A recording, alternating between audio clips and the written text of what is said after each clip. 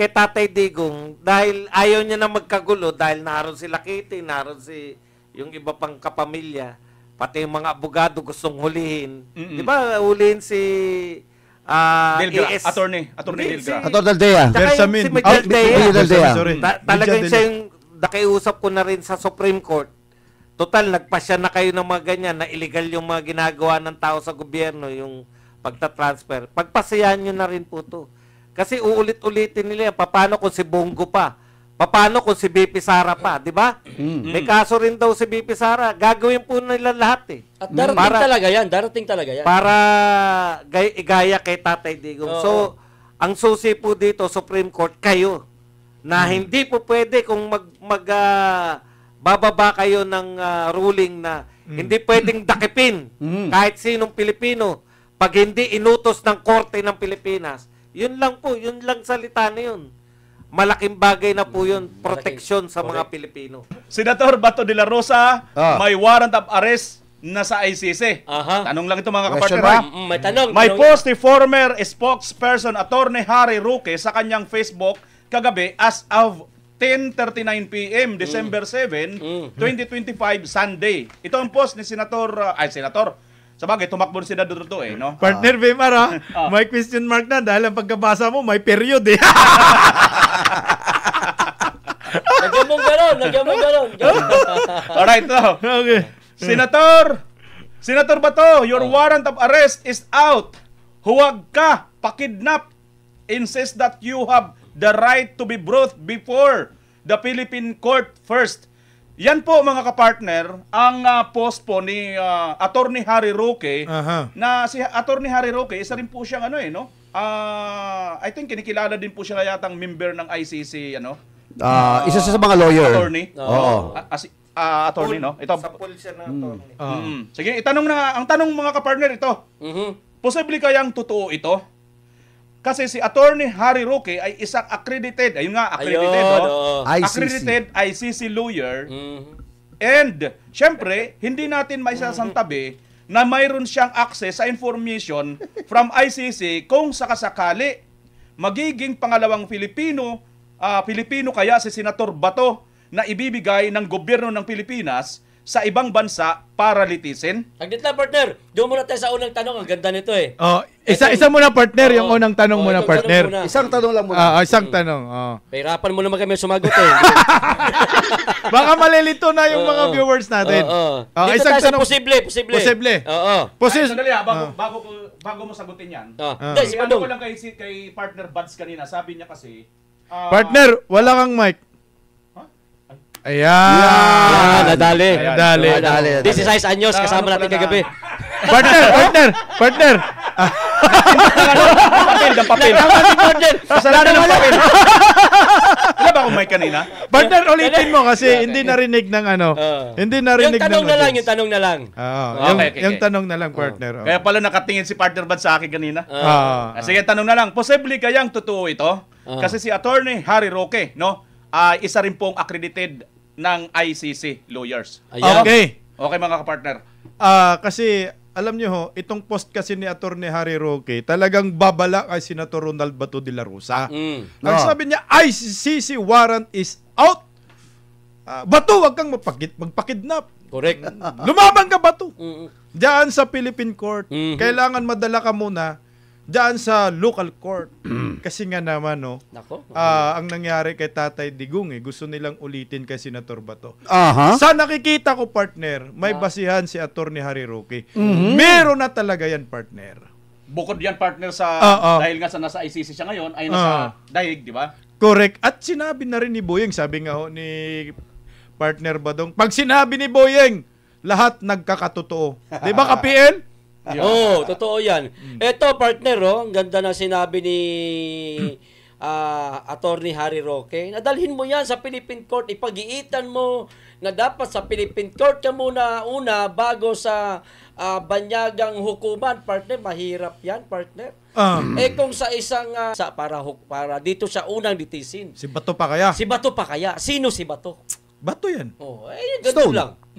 Partner Dan? Well, Alam na natin yan. Ako, naniniwala ako dyan na etong si Senator Bato de la Rosa ay meron ng warrant of arrest. Imagine, isang... Ayon kay Secretary di ba? Tinanong mo, sinagot namin. Di ba? Ayon kay Secretary Boying Rimulya, hindi magsasalita posisyon na iniingatan. Correct. Kumbaga yan ay nadulas lamang yan. Ito hong si Secretary Boying Rimulya at si Secretary Boying I remember again, ulitin ko, ito si Ombudsman Rimulya, naalala ko to na fake news to, doon kay Kataroho Anong sabi ni di ba sabi niya na ano na yan, nandiyan si Kataroha dyan sa loob. Confirm yan, sabi niya, di ba? Nakakuha ng buto. Tapos nakakuha ng buto. Anong buto? Chicken Joy. Fake news siya. Mahilig kasi doon sa ganun Ngayon, ito, sa sobrang excited niya na gusto niyang ipalabas sa taong bayan na siya ang unang makakapagpalabas nito, ayan, at nabisto siya. Correct. Pero pagka bisto na meron na siyang hawak na warrant of arrest sa cellphone niya, tinanggi ngayon nung mga ahensya. Baka DOJ. napagsabihan yung ibang ahensya, huwag niyo munang ilalabas ito. Correct. Kasi kung anong ginawa natin kay dating Pangulong Rodrigo Roa Duterte, ganyan ang gagawin natin para smooth. Kaya lang, hindi lang magagawa ito, partner. Bakit? Hindi lang magagamit yung aeroplano ni ko. Di ba? Wala na si Saldico. Wala na. Di ba? Ako, at ito mapapayo ko kay Senator Bato de la Rosa. Kung nasaan ka man ngayon, pakita ka. Hindi. Sir, good luck sa'yo. Sige. Mamaya, sasagutin niya ng Senator Bato yung payo mo. Mamaya, sige. Partner Buds, ikaw muna. Ako naman, okay, naniniwala ko kay Attorney Harry Roque. Kasi una, naroon siya sa Netherlands. Diba? Mas madali yung balita sa kanya doon. Tsaka, si Harry Roque nagsabi noon na wala pang warrant of arrest. Nagkatotoo rin naman. Kaya lang, di lang ako bilib sa payo niya, yung insist that you have the right to be brought before a Philippine court. Kasi pag ang mga huhuli katulad ni Torre, na walang kinikilala, hindi, may mission ako, kinakailangan. Diretso kita sa eroplano. Sasakay. Wala pong ano yan, baliwala po yan yung insist. Actually, yan yung ini-insist ni Tatay Digong ng mga abogado niya. Kaya lang, pati yung mga abogado, di ba? Sinabi lang ni Tatay Digong dahil ayaw niya magkagulo at that time. Partner Buds, maputo lang kita saglit. Singit ko lang Kasi sa boxing, may tinatawag tayong parang sinusiang manyika. Parang ganun si Torre, di ba? Parang sinusiang manyika. Kung hindi ano naman sa boxing na punta yun? Hindi, sa boxing kasi meron tayong gano'n na parang ang isang boksingero, pagka suntok lang ng suntok, bira lang ng bira, parang sinusiang manyeka. Ganyan si Torre, di ba? Parang sinusiang manyeka. Yung boxing na manyeka. Kaya nga, nalito ko. Sige, Partner Buds, tuloy mo. Ayun lang, yun nga yung sinasabi ko. Kasi kay Tatay Digong, dahil ayaw niya na magkagulo, dahil naroon si Lakiti, naroon si yung iba pang kapamilya, pati yung mga abogado gustong hulihin. Di ba, hulihin si Delgra, Attorney Delgra. Attorney Dea. Tsaka yung si Miguel Dea. Talagang siya yung nakiusap ko na rin sa Supreme Court. Total, nagpasya na kayo ng mga ganyan na illegal yung mga ginagawa ng tao sa gobyerno, yung pagta-transfer. Pagpasayahan nyo na rin po to. Kasi uulit-ulitin nila yan. Paano kung si Bongo pa? Paano kung si BP Sara pa, di ba? May kaso rin daw si BP Sara. Gagawin po nila lahat At darating talaga yan. Para igaya kay Tatay Digong. So, ang susi po dito, Supreme Court, kayo, na hindi po pwede kung bababa kayo ng ruling na hindi pwedeng dakipin kahit sinong Pilipino pag hindi inutos ng korte ng Pilipinas. Yun lang po, yun lang salita na yun. Malaking bagay na po yun, proteksyon sa mga Pilipino. Correct. Partner, bago ko ibigay sa inyo yung panibagong tanong, mayroon na tayong update kasi hinahanap natin kung nasa na Senator Bato. Ito. Ayun na. Dito na. Nakita na ang lokasyon. Talaga. Nakita na ni Bima. Nag-chat sa'yo. Kakachat lang. Nag-chat sa'yo. Diba, mamatindi ito. Ano sabi? Ito sabi. Nauna pa nag-chat sa'yo. Lokasyon ni Senator Bato. Ito na. Patuloy umanong tinatrak ng otoridad. Ayun, naman pala partner. Tuloy ko Ang lokasyon ni Senator Bato de la Rosa ayon kay... Kanino? Siyempre, walang iba sa sa best friend, sa kambal ni kapatid. Ombudsman Boyeng Rimulya, mga kapartner. Tinatrack na daw. Nasaan nga ba? Dito. Huli umanong nakita ang senador sa may Pampanga. Sa bahay namin. mukhang sakto Pampanga? Matapos magtago dahil sa posibilidad na ipaaresto siya ng ICC, International Criminal Court. Kaugnay ng naging papel niya sa war on drugs ni dating Pangulong Rodrigo Duterte. Nanindigan si Ombudsman Rimulya na totoo ang nauna niyang pahayag na may warrant na laban kay Senator Bato.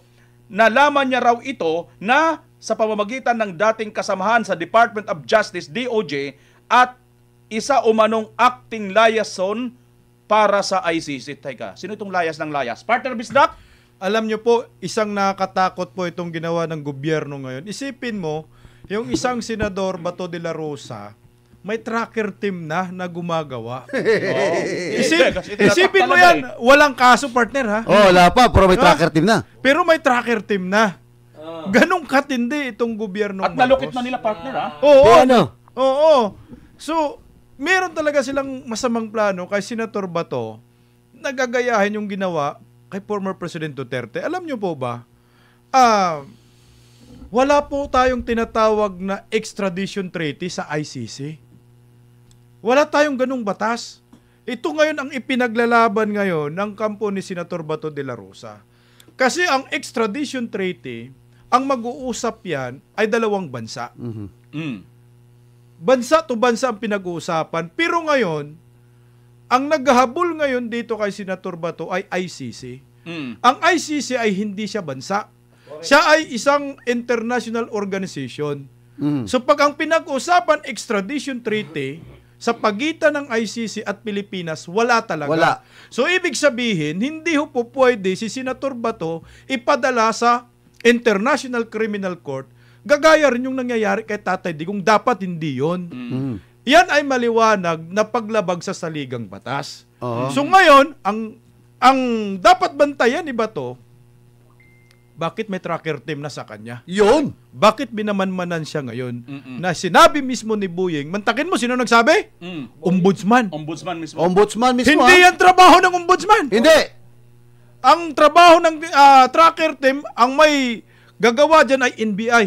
Under the Department of Justice. Oo, Department of Justice. Actually, partner, yun nga, ayon daw ito sa kanyang kakilala sa DOJ. Kasi dagaling siya dyan Liaison. Pero bakit sa'yo nag-a-announce? Ang trabaho ng ombudsman ay bantay tanod ka, magbantay ka sa mga kinukurakot na kaba ng bayan sa flood control. Bakit nakatutok siya kay Bato, partner? Anong kaso ni Bato? Yung EJK daw sa war on drugs, hindi naman pagkukulimbat ng pera, partner. Para ang ombudsman ay papapil at mag-press con at ang topic ay si Senator Bato de la Rosa, partner KPL. Hirap na hirap silang hanapin si Senator Bato, partner. Bakit, partner? Nagpasugba-sugba man lang yan doon sa isda sa Santa Cruz. Pero tracker pa sila nalalaman na sa Santa Cruz na si Bato. Nag-ihaw-ihaw lang na isda. Pero partner, di nga sa totoo lang, sino ang isang Senator Bato de la Rosa para magbuo pa talaga sila ng isang tracker team? Correct. Para hanapin. So, maliwanag to, partner. Mula sa Pangulong Duterte, Bato de la Rosa, maaaring kasunod dito si Senator Bongo, Bipinday Sara at lahat ng mga alyado ng mga Duterte ay posibleng madala sa ICC, mga partner, kasi hindi na bago sa atin to Correct. Lumabas na ito noon pa Yung Oplan Horus, ito na yung gumagana ngayon, mga partner Correct. Partner Dan. Well, sabi nga nila, di ba? Ngayon lang ako nakakita na pwede ma-question si Ombudsman Boyeng dito. Correct. Bakit mo sinasabi na may nagtatrack na sa kanya? Bakit? Samantalang dinideny ng DFA. Dinideny ng lahat ng mga ahensya. Tanging siya lang ang nagsasabi. Tapos, meron ng tracker team. Yung tracker team na yan, ibig sabihin, kaya tinatrack ka nila dahil anytime pwede ka lang kunin, hulihin. So, ito lang ang tanong ko ito, mga partner. Nangingilabot ako dito sa sinasabi ni Ombudsman Rimulya. Mr. Ombudsman, Wala na po kayo sa DOJ. Aha. Hindi niyo na po under ang NBI. Ngayon, sinasabi niyo po na tinatrack niyo, ibig sabihin po ba nito, nakipag-coordinate na po sa inyo, sa gobyerno, ang Interpol? Kasi partner, sigurado yan, i-Interpol na naman nila yan. Tama. Bakit todo pinapalabas dito, sinungaling kayo? Kasi tingnan nyo, kapwa nyo sa gobyerno, lumalabas dito, Ombudsman Boy Remulla, nagbibigay kayo ng maling impormasyon kasi nilaglag kayo ng ibang ahensya, kamukha ho ng DFA, sinabi lang, wala namang warrant of arrest, pero kayo, naninindigan kayong meron.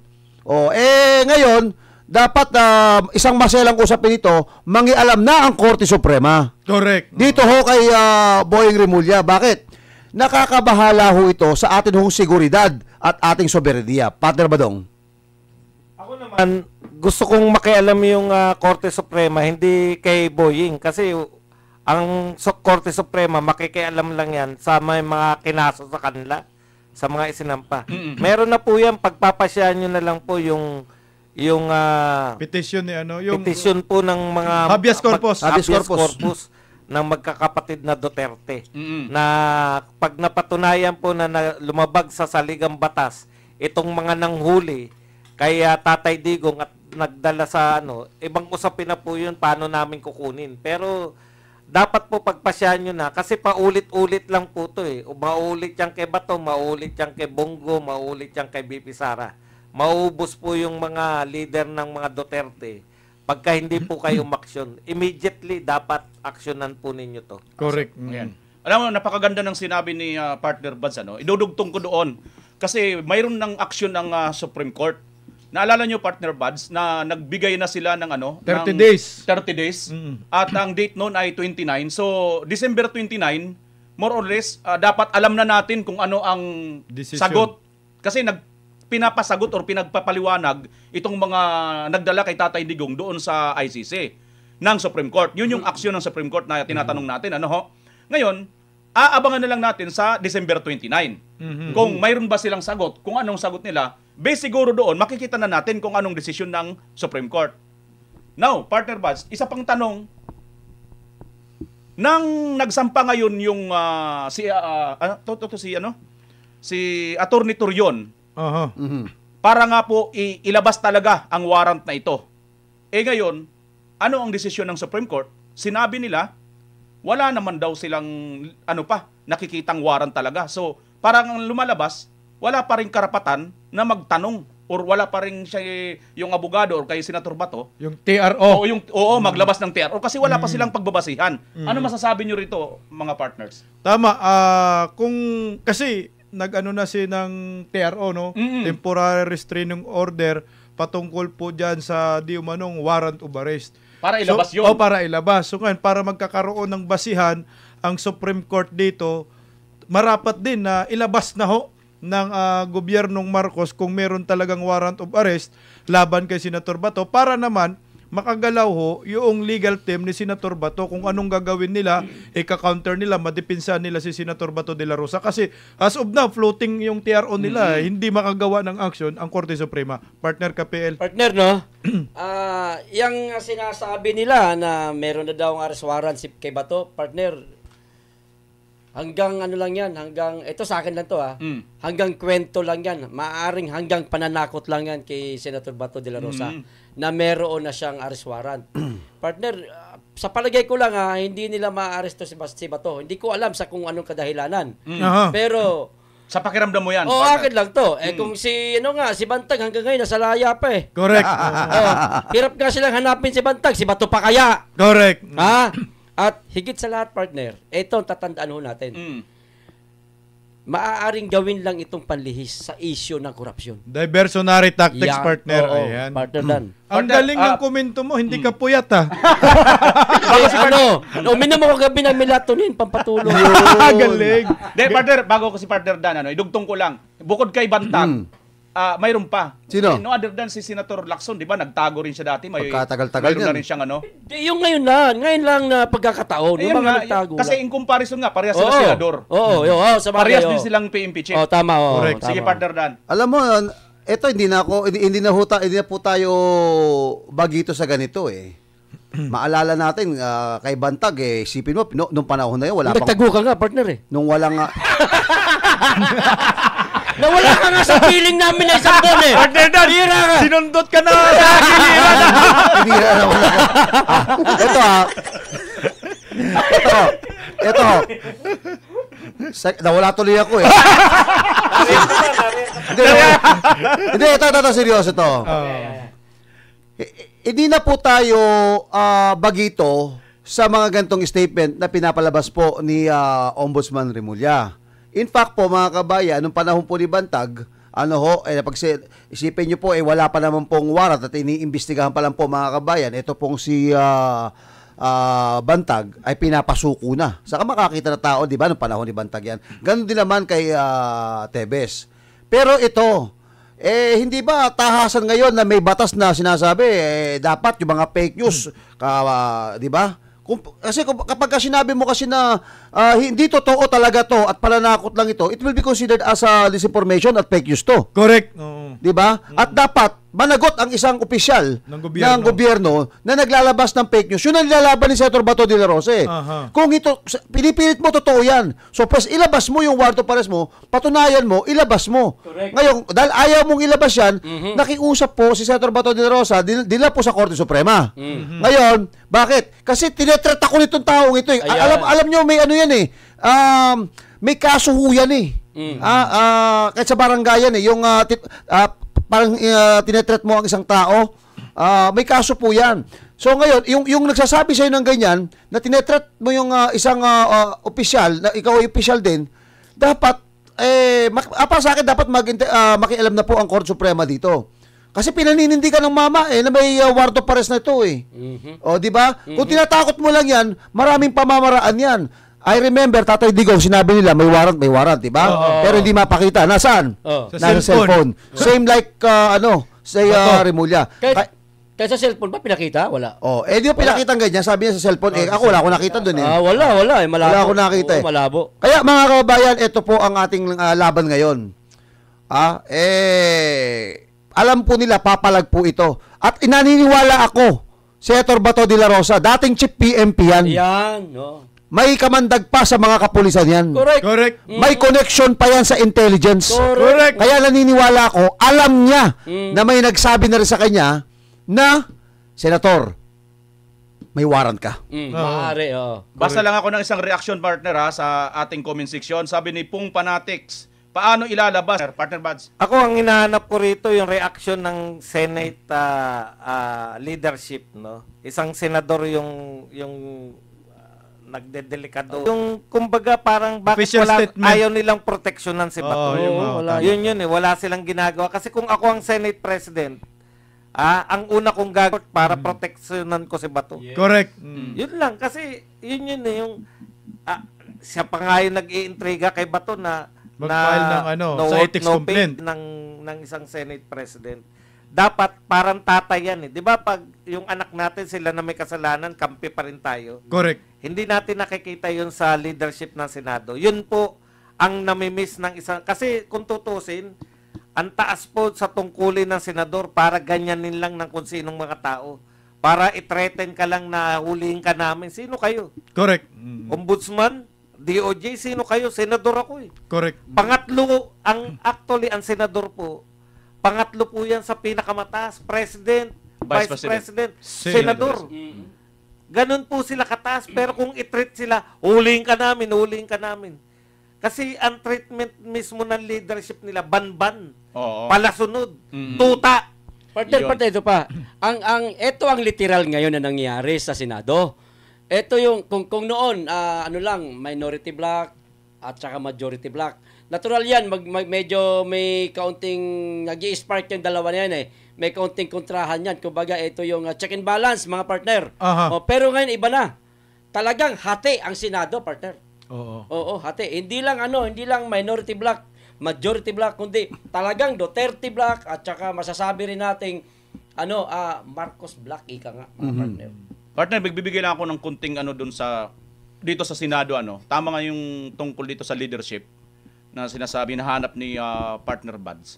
Una, itong si Senator Tito Soto bilang isang Senate President, wag sana siyang parang tila baga papakita niya na parang maghuhugas kamay siya na parang wala na siyang pake, no kiber siya sa kanyang mga nasasakupan.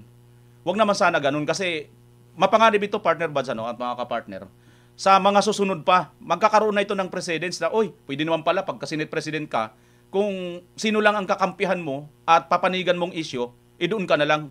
Total, nangyari na yun kay Senator Tito Soto Pwede rin natin gawin yan kung tayo magiging Senate President.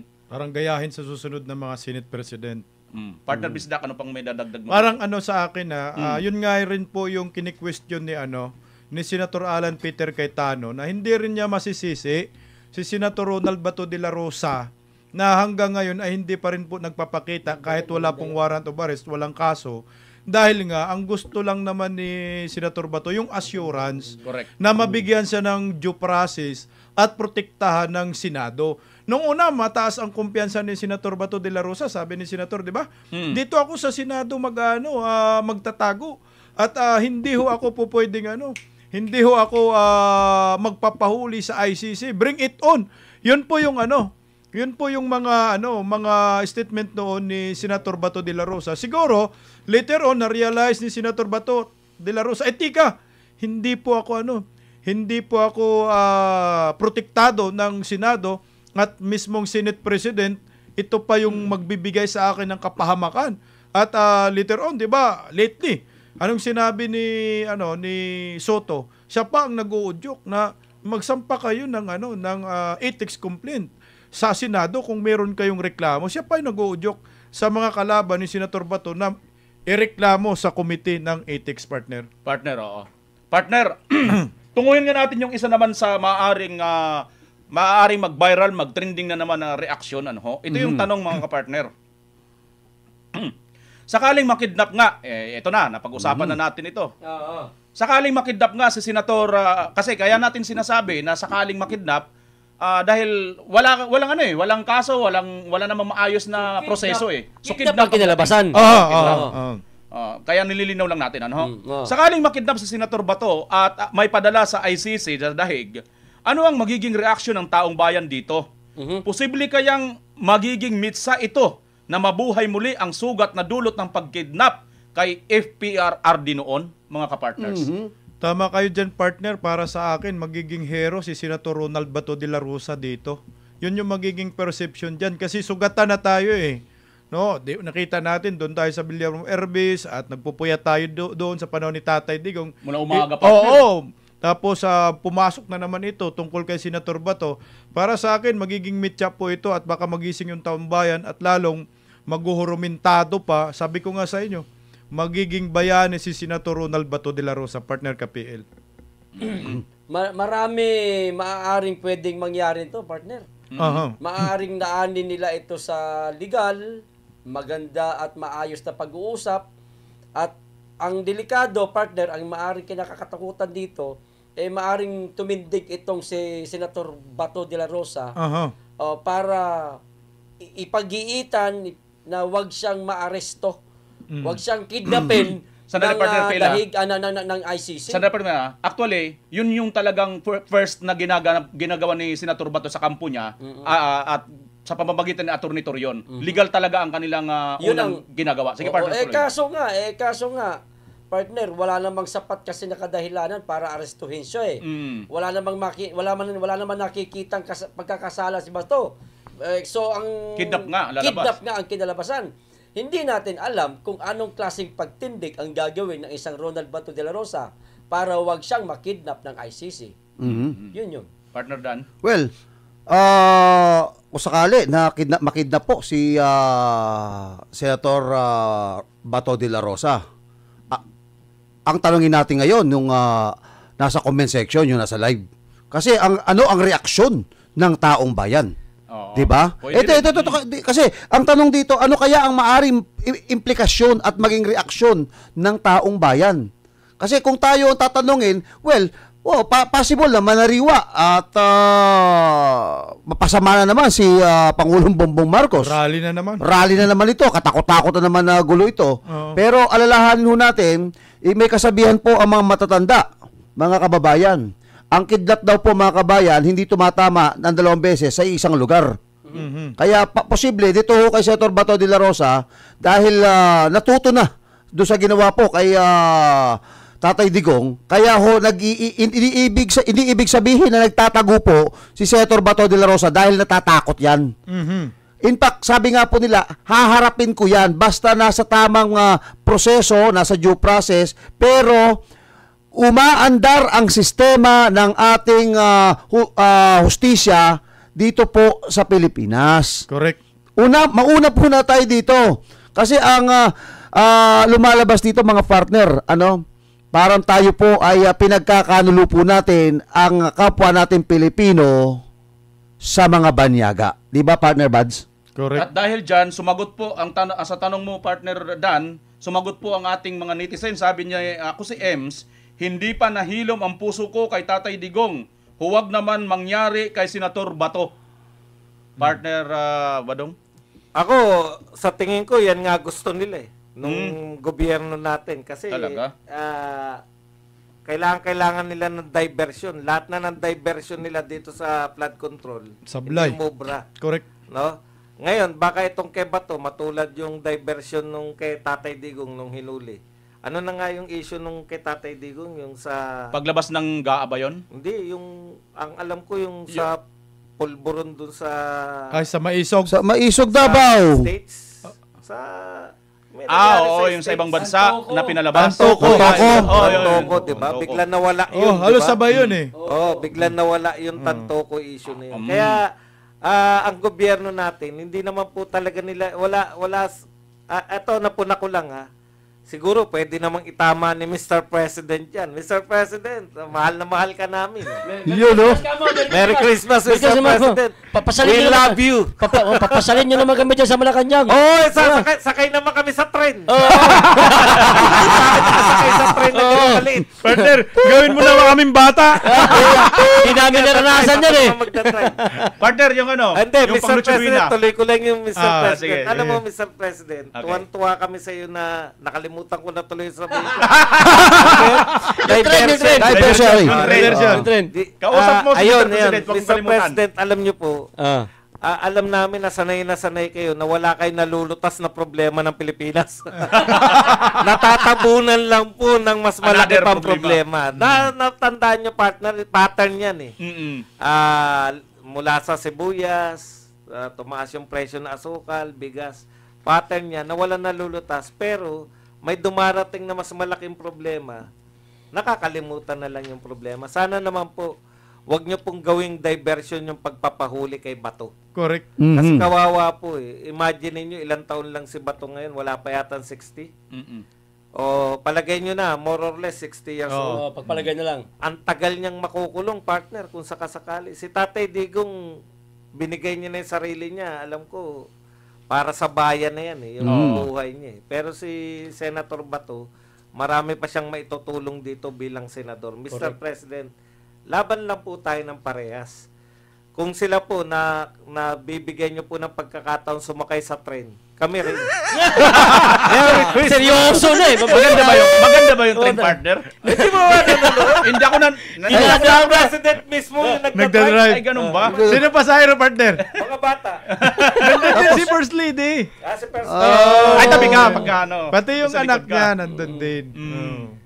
Yun nga, ang problema natin dito mga kapartner, kasi itong si Senator Bato, mukhang gusto talaga nilang dalhin doon at gusto nilang i-replay yung ginawa nila kay Tatay Digong. Ang masakit dito mga kapartner, baka maging tulit the hero na naman mamaya itong si Mr. President. Sapagkat Hindi mga mo na naging kapartner, hero yan. hindi kasi ganito. Hindi, ang tinitingnan ko kasi ganito mga kapartner. Naalala naman natin na itong Supreme Court naglabas na ng utos doon sa mga nagkidnap kay Tatay Digong papuntang Dahig. Na 29 nga yung deadline. Dapat magpaliwanag sila. What if nga kung nagdesisyon ang Supreme Court? Dahil halimbawa, hindi nila may paliwanag na maayos. Kasi ako mga kapartner, nandun tayo, 'di ba, sa nung kidnap sa Tatay Digong. Kitang-kita ko partner, ang pinagdalan kay Tatay Digong, na-cover natin 'yan mula doon sa airport sa NAIA, papunta kaagad sa Villamor. Kaso, mga kapartner, itong ICC mismo at ang gobyerno natin na Pilipinas may sinasabi na dapat bago dalhin ang isang individual, kahit sino yan, kahit hindi pa si Tatay Digong, papunta sa ibang bansa, lalo na nga dyan sa ICC, may batas mismo ang ICC na sinasabi dapat dumaan Dali mo ka sa sa korte. local court or local authority. Yun. Susunod dyan. Yun nga yung punto dito. This time, dinala nila sa Villamor na hindi naman po yan korte. Hindi nga natin nakita, partner, na dinala dun sa Pasay RTC, di ba? Wala? Nandun kasi ang eroplano eh. Ayun. So, yun yung sinasabi ko nga, baka naman Mr. President, maging tulit the hero ka kasi pagdating ng araw, pag nagdesisyon ng korte, sasabihin nila, oy, balik nyo dito sa Tatay Digong. Hindi na. Dinala nyo na si Senator Bato doon. Wala na. Mahirapan na nga kayo kay Tatay Digong mamaya ibalik dito pag nagdesisyon yung Supreme Court. Paano naman si Senator Bato? Di dalawa na. Di ba? Ang ibig mo sabihin, partner BMR, lilinawin natin kung bigla... Linawin mo, brother. Oh. Lilinawin natin na para sa kaalaman po, ang ibig sabihin po nito, sa simpleng paliwanag, asang-ayon po kay partner BMR, sa simpleng paliwanag, ganito lang yan. Kapag naipadala mo na doon si Senator Bato de la Rosa at ngayon pa lang po magpapalabas ang Korte Suprema na illegal yung ginawa sa kanila, wala na rin pong kwenta dahil hindi na po i-honor ng ICC ito pong Korte Suprema. Ganun po kasimple po yun. Oo, kasi ang mangyayari dyan, mga kapartner, ano na yon, yung parang magiging modern academic na. Sasabihin na lagi ng ICC, nasa amin na ito. May jurisdiction na kami. Tama. Correct. Kaya nga, sutil kasi ang ICC, ganun lang yun. Tapos. Tama. Kasi nga partner, no, pinag-usapan yung jurisdiction kay former President Duterte. So na-turn over na, nandun na talaga yung jurisdiction. Dapat yung issue sa jurisdiction, dapat dito pa lang na-ariglo na. Correct. Na-settle down na ba yun ba? Kung meron bang jurisdiction ng ICC sa Pilipinas or wala. Kaso nga, ang ginawa ni Pangulong Bongbong Marcos ay pinadala na, hindi pa napag-usapan yun at hindi nga pinagbigyan itong kampo ni former President Duterte at ngayon uulitin na naman kay Senator Bato de la Rosa, partner.